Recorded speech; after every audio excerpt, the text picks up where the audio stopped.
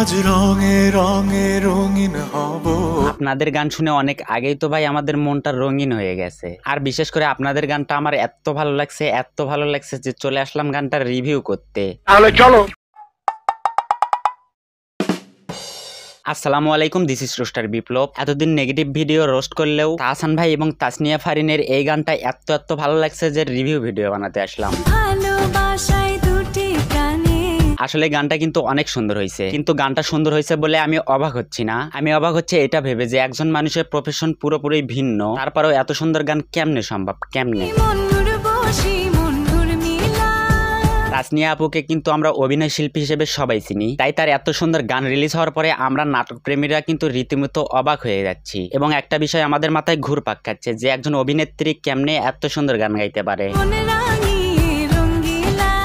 আর হ্যাঁ, সত্যি কথা বলতে গানের কথা কিন্তু জোশ ছিল, আর হয়তোবা এজন্যই গানটা এত হিট। যাই হোক, এখন আসল কথায় আসা যাক।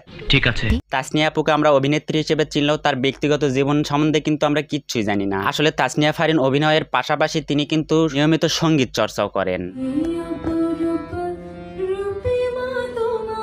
সত্যি বলতে তার অভিনয় যতটা সুন্দর, ঠিক তেমনি তার গানের গলাও সুন্দর। ছোটবেলা থেকে গানের প্রতি ছিল তার অন্যরকম একটা টান। পরবর্তীতে এই টান চেষ্টায় পরিণত হয়েছে, আর এই চেষ্টাই কিন্তু তাকে এই পর্যায়ে নিয়ে আসছে। আর হ্যাঁ, শুধু যে এটুকুই তা কিন্তু নয়, তিনি কিন্তু অনেক আগেই ভারতেও গান গেয়ে আসছে, যা আপনারা ইউটিউব ঘাটলেই দেখতে পারবেন। আরেকটা কথা, ইদানিং তাহসান ভাই এবং তাসনিয়া ফারিনকে খুব কাছাকাছি এবং পাশাপাশি দেখা যাচ্ছে। তারা আবার বিয়ের দিকে আগাইতেছেন নাকি, এটা না হয় আপনারাই কোন। ঠিক আছে।